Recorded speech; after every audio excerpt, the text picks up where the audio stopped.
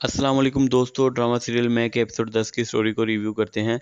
ज़ैद बहुत ज़्यादा परेशान खड़ा होता है और कशमेला आती है और कहती है, अगर तुमने शादी नहीं करनी थी तो ना करते, लेकिन अब जो तुम कर रहे हो इसमें मेरा भी घर ख़राब हो जाएगा। कशमेला की बातें सुनकर ज़ैद मुबशरा को लेने आता है। ज़ैद जब मुबशरा को लेने जाता है तो मुबशरा बहुत ज़्यादा एटीट्यूड दिखाती है।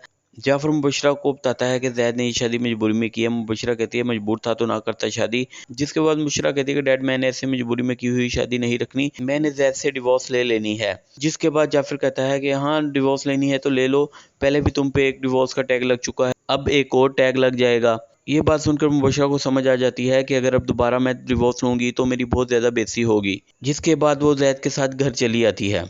ज़ैद आयरा से मिलने घर आता है और आयरा को घर से बाहर आने के लिए कहता है, लेकिन आयरा घर से बाहर आने से इनकार कर देती है। आयरा का भाई जब बाहर देखता है तो उसकी नज़र ज़ैद पर पड़ती है। जिसके बाद वो आयरा को आके कहता है कि ये सब कुछ क्या है, इससे हमारी मोहल्ले में बहुत ज़्यादा बेइज्जती होगी। जिसके बाद आयरा का भाई बाहर जाता है और ज़ैद को कहता है कि प्लीज़ आयरा की इज़्ज़त की खातिर यहाँ से चले जाओ। जिसके बाद ज़ैद उधर से घर वापस आ जाता है। ज़ैद की आयरा के घर जाने की बात आसिफ को पता चल जाती है। जिसके बाद आसिफ मुबशरा को कहता है कि तुम्हें ज़ैद को रोकना चाहिए था।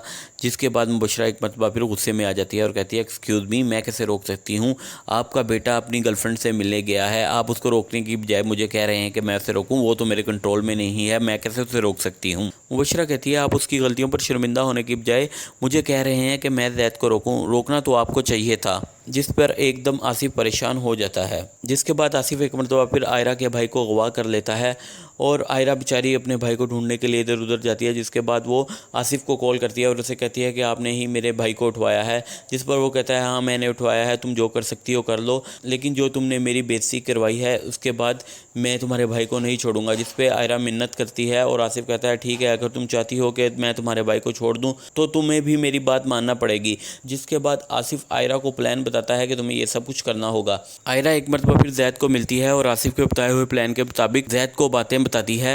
ये बातें दिखाई तो नहीं गई, लेकिन मेरे ख्याल से आयरा ज़ैद से कहेगी कि तुम्हारे बाप का कोई कसूर नहीं है, मेरे भाई ने झूठ बोला था, उसे किसी ने भी अगवा नहीं किया।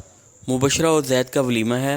मुबशरा एक मरतबा फिर कशमेला को धमकी लगाती है, अगर आज ज़ैद वलीमे पर ना आया तो मैं तुम्हें भी डिवोर्स करवा दूंगी।